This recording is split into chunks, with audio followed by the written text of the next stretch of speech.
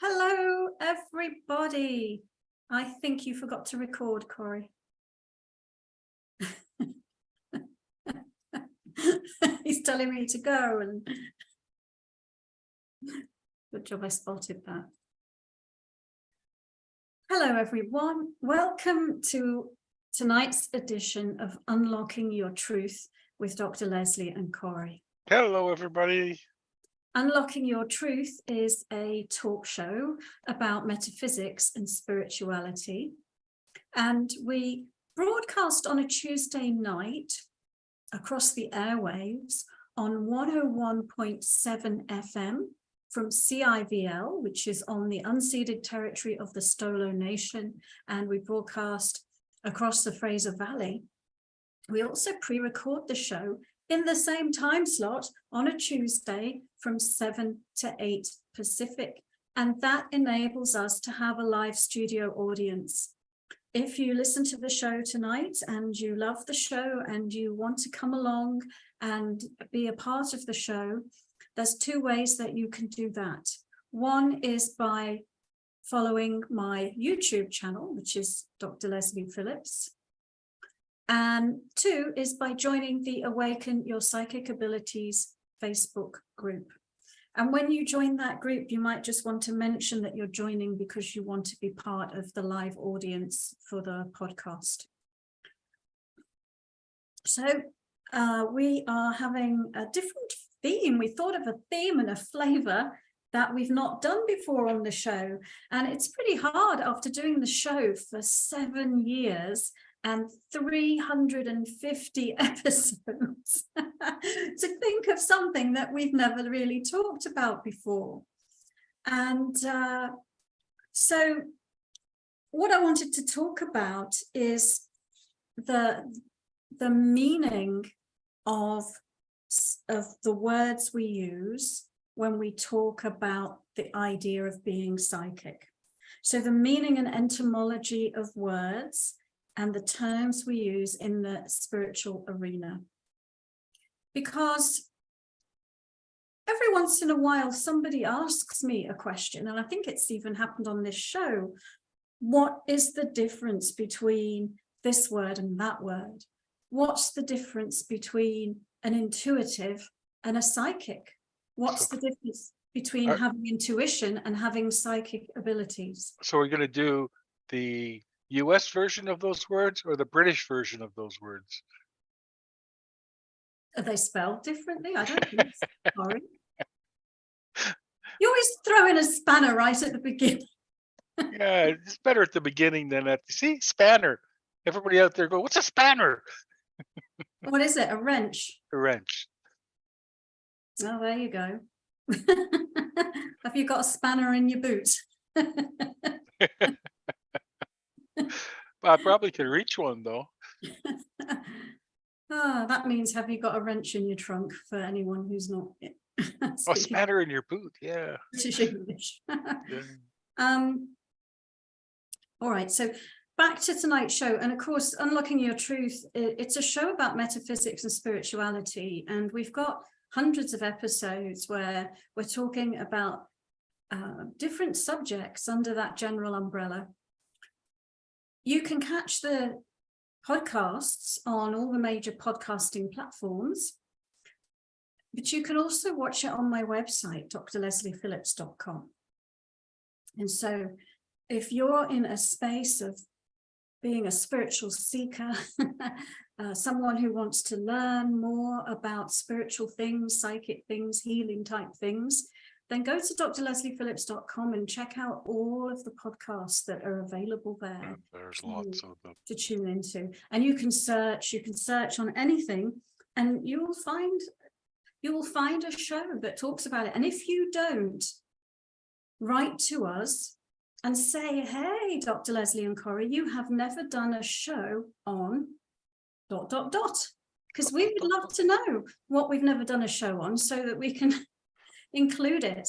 And so tonight we came up with something that we've never done a show on, which is the meaning and etymology of words and the terms we use in the spiritual arena. And like I was saying, occasionally someone will say, well, Dr. Leslie, what's the difference between being an intuitive and being a psychic? What's the difference between having intuition and having psychic abilities? And so I wanted to do a show where we talk about that. And Corey is waving at me to throw in another spanner. No, we have a very important message What's that? from Tracy. Oh, yeah. She says, LOL, we do love the comedy. It makes for a fun show. Psychic doesn't mean serious or boring.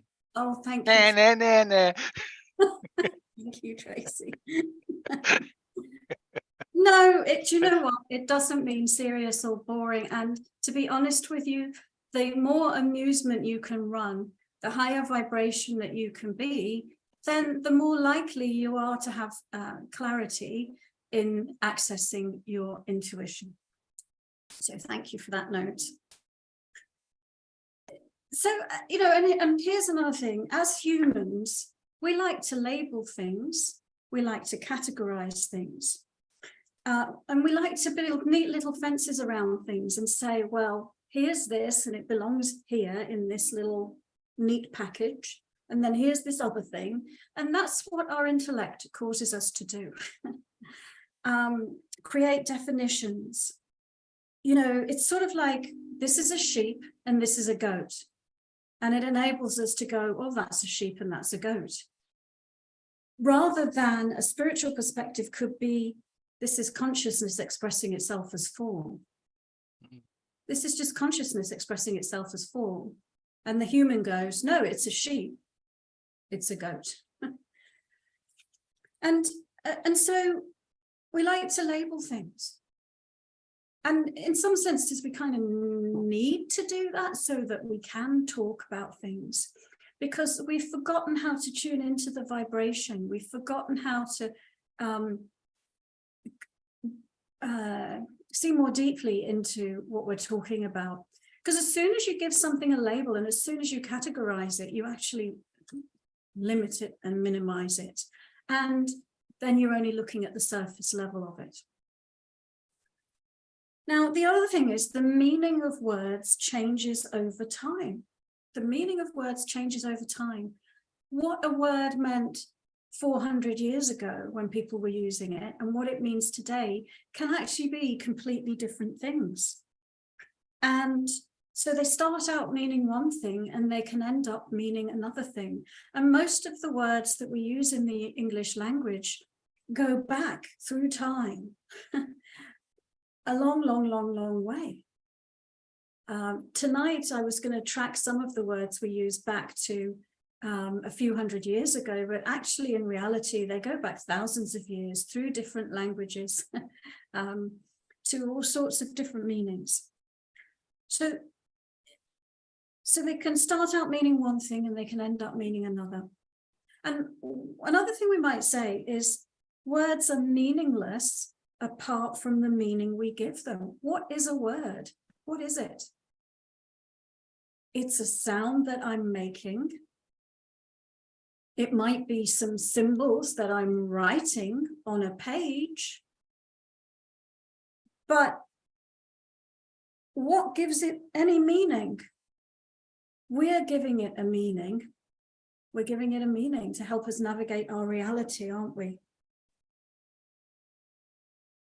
Now, and we project all sorts of meanings on top of words. So and let's think about this, like one of the most, so we superimpose, we project our personal sensibilities and reactions and even traumas onto words. And let's just I'll just say a few words and see what your reaction inside yourself is to these words. God.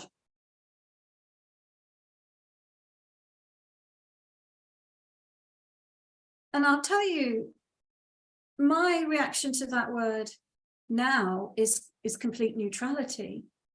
But probably if you said the word God to me 30 years ago, I would have had a recoil reaction because its meaning to me then was energized with all sorts of projected concepts from conventional religion. And I think that that's the case for many people, that the word God is highly charged for them.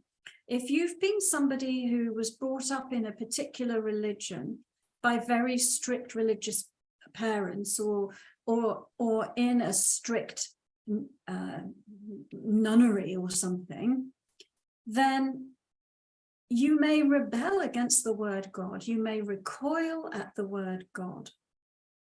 It may not be a neutral word. You might choose another word that feels better to you, like all that is, nature, cosmic consciousness. So let's do another word. Nazi. Nazi.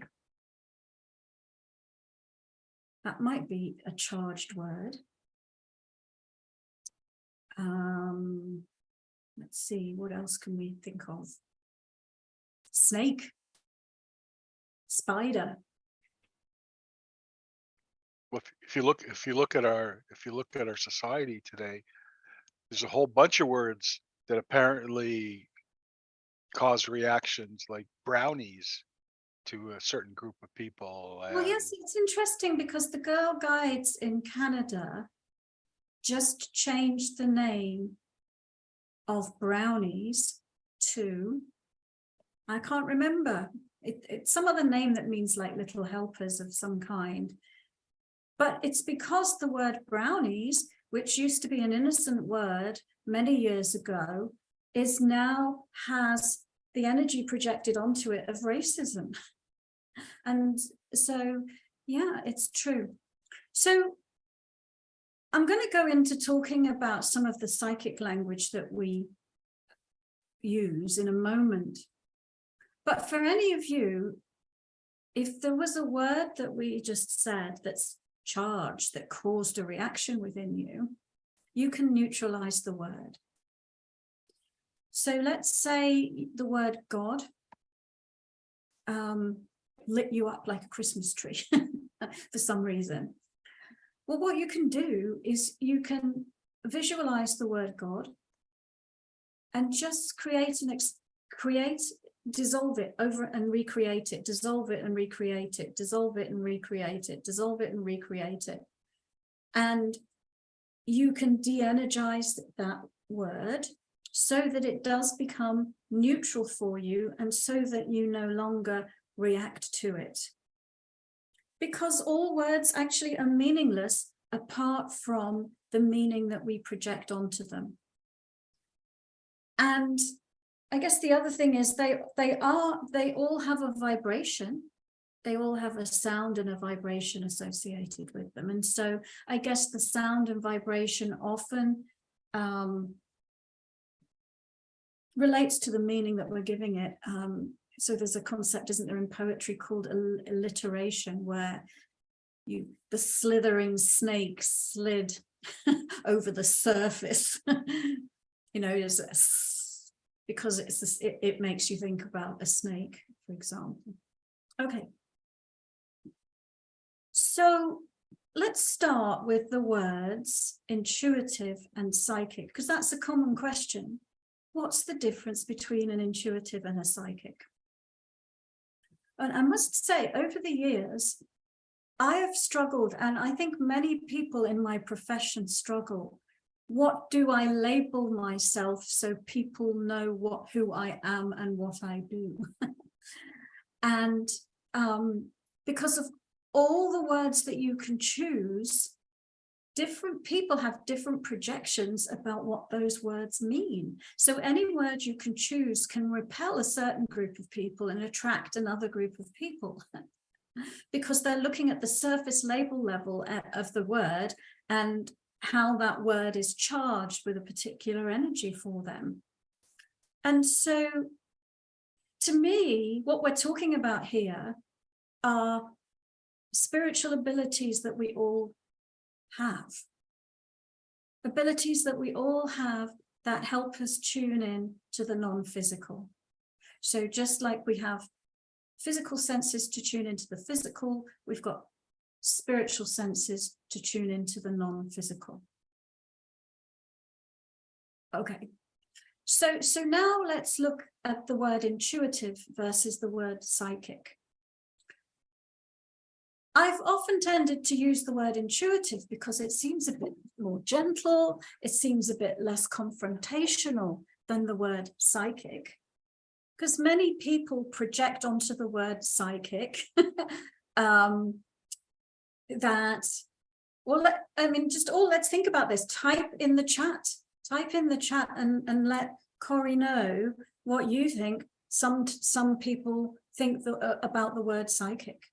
You know, some religious people might think it's associated with Satanism or devilishness or fringe level of society. There can be all sorts of connotations that different people project onto that word. That you cannot be connected with God or godliness if you are also psychic. So if we go back a few hundred years, or even a few thousand years, the word psychic it comes out of the word psyche. And the word psyche was present in ancient Greek language and in the ancient in ancient Rome, in Latin. And it meant that animating spirit, that force that animates the human. The human's spirit is what the psyche is. And so a psychic is somebody who is attuned to that animating spirit that animates the human being. So it's a very close meaning to someone who's in touch with the soul. That's the origin of the word. A psychic is someone who attunes to the soul level of reality. So that's where the word psychic originally comes from. And I would say that original meaning is probably a bit more accurate than satanic worshipper. I'm being given the thing that we should break for some advertisements. And so when we come back, we'll compare and contrast the word psychic with the word intuitive.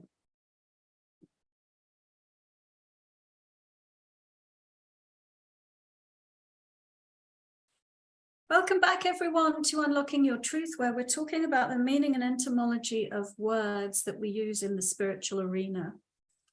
And we're talking about words that are used to describe our ways that we have of tuning into the soul, the non-physical realm. And we were talking before the break, the word psychic and the word intuitive. The word psychic in present time reality often has negative meanings projected onto it by different fractions of the populace. But the original meaning of the word is derived from the word psyche, and which is relating to the spirit that animates the human form, in the original meaning from the ancient Latin or Greek language. Okay, so, and then let's take the word intuitive, which in modern parlance has a sort of gentler meaning. People are more able to accept, I have intuition, you know. Psychic is something that's more dabbling or more direct, whereas intuition, oh, it's just this thing that happens to me. It's just this innocent thing that happens to me, is I have a feeling about something, or I have a knowing about something. And you know, a few hundred years ago, that what it meant and it kind of, I guess it still more or less means it today, perceiving directly and immediately. So it's an instant perception. And it's derived from Latin as well, which the Latin word that it's derived from means to look at, to consider, to watch over, or to perceive something. That's what intuitive means. So I guess people are a bit more comfortable with the word intuitive, but I mean, often we use these words. I don't see that these words are, like we were saying, they're both alluding to the same thing. They're both alluding to the same thing. An intuitive who's someone who immediately receives information. A psychic is somebody who tunes into the soul level of reality. We have a couple of people that put some stuff on if you want. Yeah, sure. Tracy says, crazy, weirdo. Katie says, imposter. Tracy says, also, she says, some say evil. Yeah. And Denise says, Denise says, my ancestors were wise women. I suppose psychic, etc. wasn't used. Yeah, wise women. That's a good one. Wise women. Fortune teller. Yeah. Yes. Yeah. Well, let's look at some of the other words as well. I'm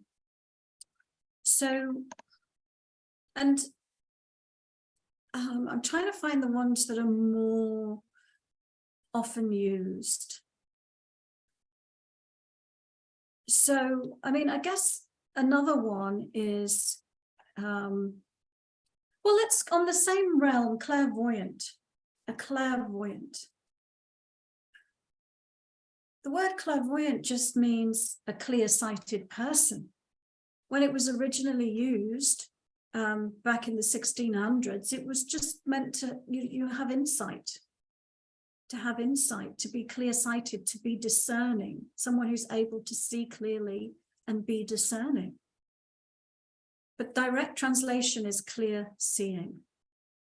That's all it means, clear seeing. And that's what a clairvoyant is and does, sees clearly.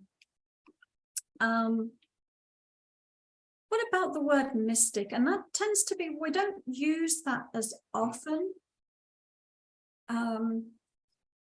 So mystic originally was referring to the mysteries, the religious mysteries, the spiritual mysteries. And a mystic was someone who was initiated into the sacred spiritual mysteries. The sacred spiritual mysteries were included the ability to be psychic, be intuitive, to tune into the non-physical realm, to communicate with the soul level of reality. And so, but it's got, I mean, I guess it's associated with something that is kind of obscure and out of reach of most people, the mystic, this strange person that has visions and is also on the outskirts of society and a bit weird and a bit strange. So I think Denise's comment about a wise woman, and in the ancient term wise woman, I think is correlates with mystic a lot more so than psychic. Yeah, I like wise woman. That's Yeah. kind of, on the one hand, it feels relatively neutral to me. On the other hand, I am sure that there could be people who projected ideas onto it. Yeah. yes, it's a nice Shelby one. says witch. And then, Which, yeah, Carol says psychic, and Google said supernatural, paranormal, supernormal, outer worldly, and metaphysical. yeah, supernormal, metaphysical. Yeah. And it's all saying it's not normal. It's out of the ordinary. It's paranormal. It's supranormal. It's not the mainstream. And you know, the funny thing was, I looked up what's the opposite of psychic, and it said things like body. You know, body is the opposite of psychic and psyche, because we're talking about the soul level of reality and the physical level of reality. So I thought that was really interesting, that body is listed as the opposite of psychic. Of psyche, I can understand, but of psychic, Yeah. I find that Yeah. interesting. Yeah, yeah. So let's take another two. What's the difference between a medium and a channeler? What's the difference between mediumship and channeling? That's another common question. And the word medium, originally, it sort of means like an intermediary or a conduit, an intermediary. And that word that meant that was adopted by, I guess, spiritualism in about, I don't know, the middle 1800s, to describe a person who conveyed spiritual messages, because they were the medium through which the messages were flowing. And I've got a lot to say. The word medium can mean a lot of different things to different people. That's the basic medium. It's someone who's a conduit for spiritual messages to flow through. People, I think, often define being a medium and mediumship as a specific psychic ability, when actually it's just the practice of conveying messages, and the psychic ability that is being used, or the form of intuition that is being used, can be very different depending on the particular medium. So anyway, back to the original question, the difference between medium and channeler. A medium is a person who is a conduit for connecting the non-physical spiritual world into the physical world, delivering messages from the spirit world into the physical world. A channeler, it's a similar meaning in that obviously the original word was derived from the word channel, and a channel is a stream of water. Just something flowing through, you know, the bed of a stream. That's what a channel is. It's like a tube, a pipe, a gutter, a waterway. But we can see how that relates to that same idea. And it also is used in the idea of a circuit for transmitting radio signals or television signals and so on. So a medium and a channel, actually the meaning of those words actually is quite similar, that it is a person who is conveying spiritual information, acting as a conduit for the delivery of spiritual information. And the word channel and channeling and channeler, so I guess we might say that typically a medium is often someone who is thought to be, or who is talking to people who've passed on. And a channeler is often the word used for somebody who is not specifically connecting with people who've passed on, but more specifically connecting with some kind of higher vibration being who might be able to enlighten us, teach us some useful things. Now, I tend to think of the word medium, like I said, a medium can be using different spiritual abilities to access the information, and they could potentially also be channeling. A channeler can also be using different spiritual abilities, and there are different levels of channeling as well. So we could say, in its extreme form, the one who's acting as a channel is giving their body over to another being to operate the body.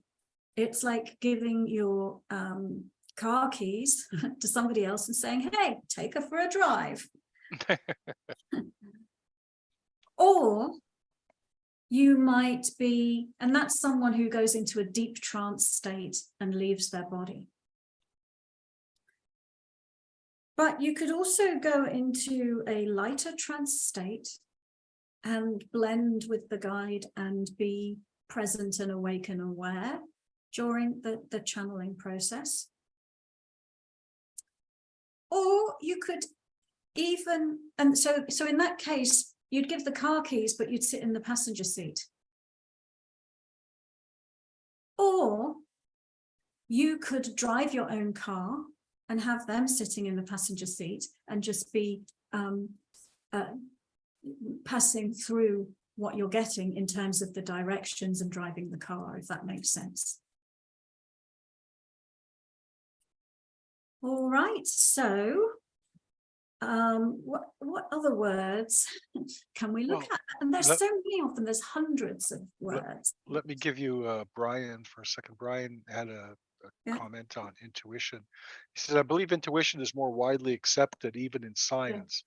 A hunch leading to research, for example. It may be because intuition can be linked more to the body, like a gut instinct, a feeling, whereas psychic is something that's harder for science to measure, using senses that are not physical. I know from someplace and knowing from someplace else. Science tends to lean away from anything that can't be measured. That's the trouble with ghosts, angels, etc. You can't exactly hook them up to a machine and test blood pressure, heart rate, etc. Yeah, that's an excellent point. That's an excellent point, Brian. Yeah, and it also depends on, it really also depends on where you look. I mean, I was looking at psychic again in doing some Google searches on it, and there are different, there are very different concept of what the opposite of psychic is. You know, it just the opposite of psychic is spiritual. You know, so then you take that word spiritual and you can dissect that one as well as being, some people say spiritual is godlike or religious, when some people spiritual is are connecting with your personal consciousness, right? Yeah, and a spiritualist is like a medium, and the definition of a spiritualist is someone with the ability to communicate with the dead. Yeah. So it's all a bit muddled up, isn't it? Yeah, and overlapping, and no wonder people get confused and polarized. Here's another one, the word seer. Again, it's a bit of an older word, and that was used hundreds of years ago, and it meant a person to whom divine revelations are made. Divine revelations. The word divine is relating to God. Divine revelations. Also, a seer is a prophet or a person who sees or foretells future events. So it's interesting that you've got the connection of being having divine revelations connected with those things, because these days there's almost like a split, like at least in some people would say, well, you can't be divine and be receiving you know, foretelling the future. And the other description of a seer is just one who sees, or a witness, a watcher, a seer, like a clairvoyant. The sage, a wise, just a wise, knowledgeable person. Someone who has a lot of wisdom. It is referring, I think, as well to like a form of, just like clairvoyance, like knowingness. But the word, yeah, characterized by wisdom. Here's another one in our common vernacular, an empath. An empath, you know, meaning like or a highly sensitive person, HSP, highly sensitive perception, or ESP, extrasensory perception, which tends to be, science likes to say extrasensory perception, to go back to what Brian was saying. So, but an empath just means someone who's empathic, and it's relating to the word empathy, where you're able to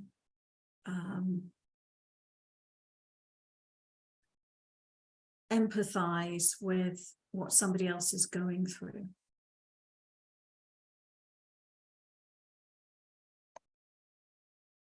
So extrasensory perception, beyond or not involved in the usual senses. Higher sensory perception. I didn't write down the definition of that one, but that would be an interesting one to look up. So we have to take another break. So we'll be back after these messages. I think I'll just look up higher sensory perception while we're on our break.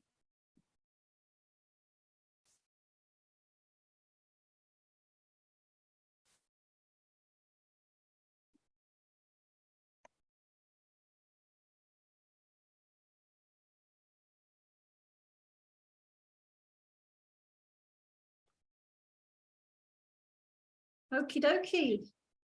Oops. Give me a second. Did you find that, Dr. Leslie? Yeah, sort of. Welcome back to Unlocking Your Truth, everybody, where we're talking about words relating to spiritual things, and words that we use to describe our ability to connect with the soul, the higher being, the divine, the non-physical realm, and how many of those words are charged and with judgment. And it's interesting, somebody earlier was bringing up the word wise woman and the word witch. And of course, wise women and witches actually through history have been persecuted. They've been persecuted and they've been punished for their gifts of healing and intuition. And so, I mean, I think the word witch is just derived from Wicca, which is the, a pagan religion or belief system.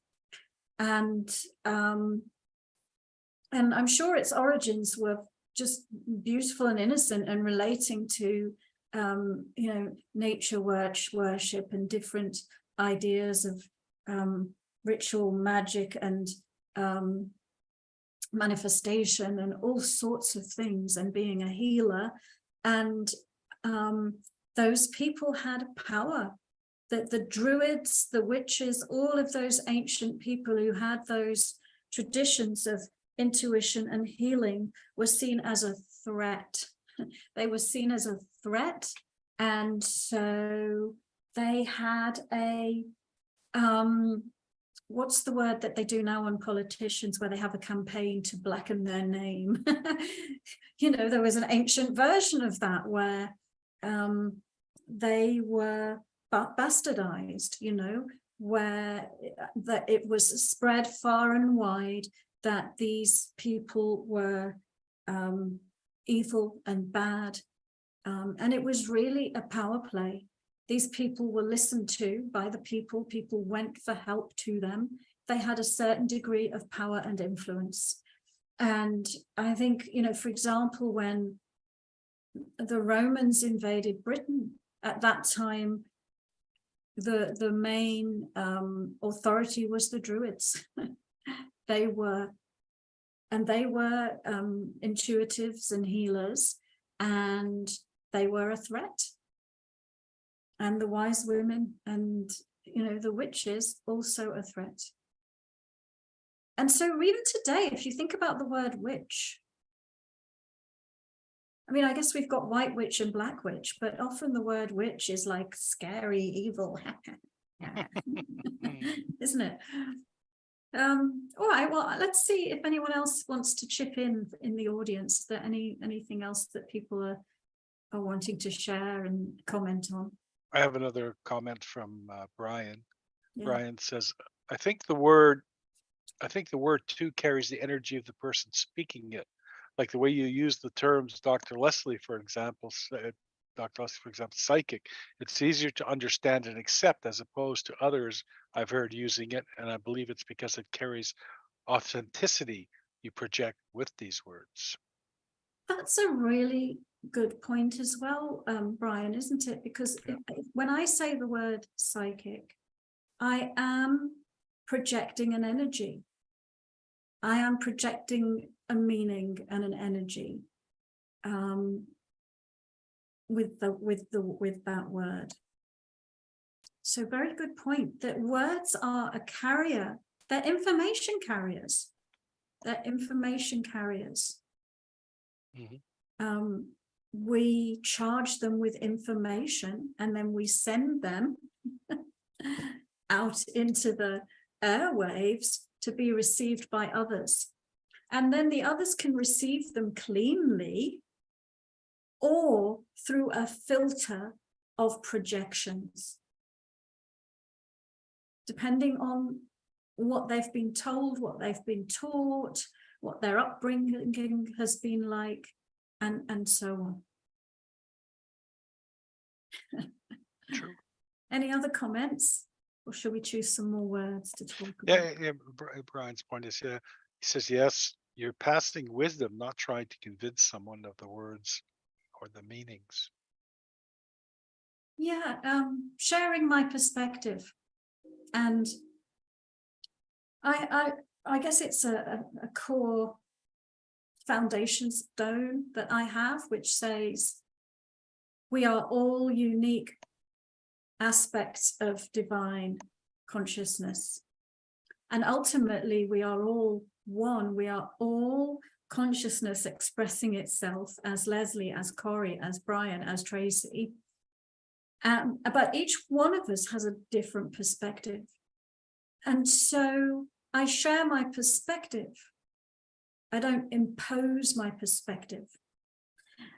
And I encourage each one to share their perspective and to know their own unique perspective, to know themselves. The mystery schools were helping the initiates to know themselves, the unique aspect of divine consciousness that they are, with their unique perspective on that. And so my wish is for everyone to get in touch with that and to be able to know that, recognize it, and express it. And then together we create this harmonious whole that fits together really well. Versus programming, superimposing an opinion and wanting everyone else to take on that opinion. That's kind of relates to what we're talking about with some of the words we've been talking about. The word witch is maybe one day it was a beautiful word. I want to go to see the witch because she's going to heal me.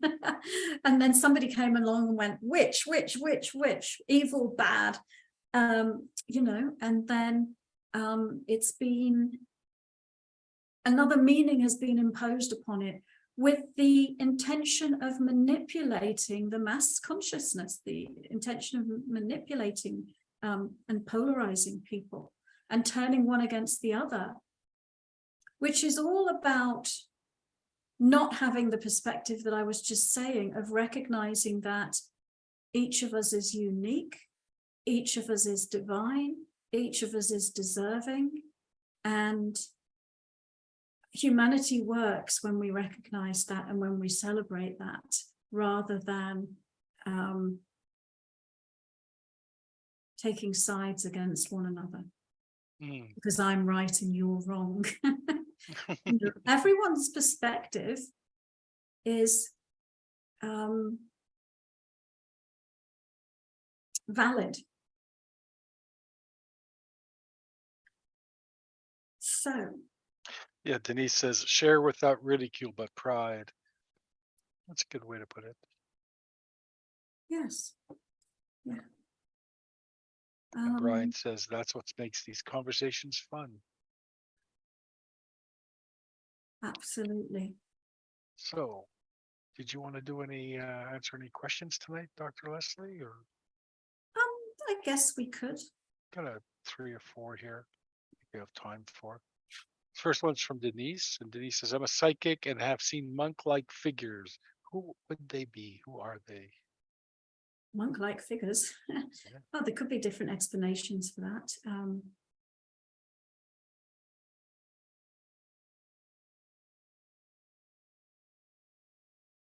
I always feel like it's a combo answer. On the one hand, it feels like you might think of them as guides, but I think that actually they are spillovers from a past life, and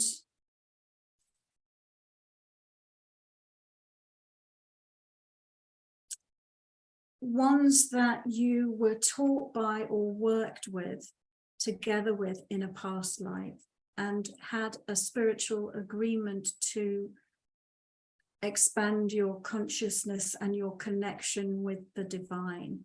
And it looks like you're not in present time with them.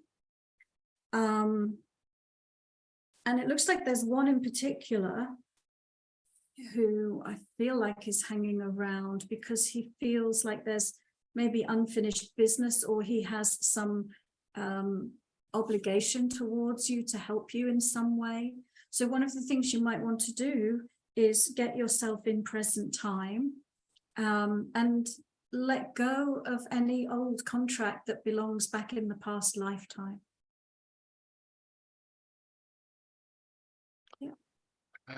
Denise also says, I watch holographic visions and hear music 24/7. Cool. Yeah, that's very cool.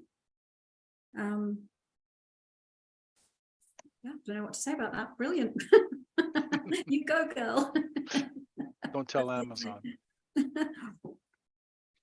Okay, and this is from Lori. Lori says, I just learned my friend Nick, who I hadn't seen in years and who was living in Nelson, BC, just died.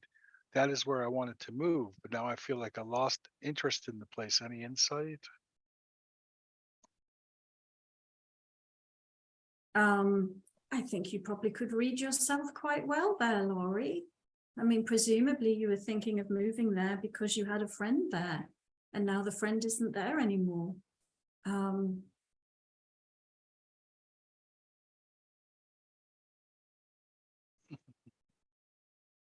I mean, Nelson still looks like an interesting place, but it looks like you were connecting the idea of moving there and, you know, being hopeful of a better life.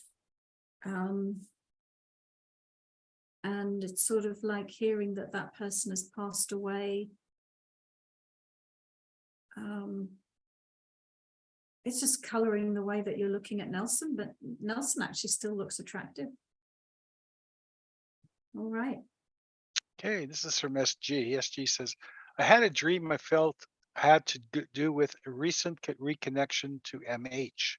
I felt it was telling me to slow down and not rush to push him out of my life. Not to rush to push him out of my life. I was being driven by a reckless driver. Am I correct? If not, what else did I mean? So you were being driven by a reckless driver. So often in a dream, the car is a symbol for your life. So if you're not driving the car, who's driving the car? What kind of driver is driving the car? So it feels like not being in charge, not being in control. And it could be an aspect of you, an out of control aspect of you that is, driving the car. Sorry, I've forgotten what she said about this MH. She said thought the dream meant that she was trying to push them out of her life. Is that what she said? Yeah, she said, I had a dream I felt I had to do with a recent reconnection to MH. I felt it was telling me to slow down and not rush to push him out of my life. Not rushed to, not rushed Yeah. to. So I was being driven by a reckless driver. Am I correct? If not, what else did I mean? I would just look at where does your life feel out of control? Where do you feel that you're not in the driver's seat of your life? What circumstances, relationships, things are running away with themselves?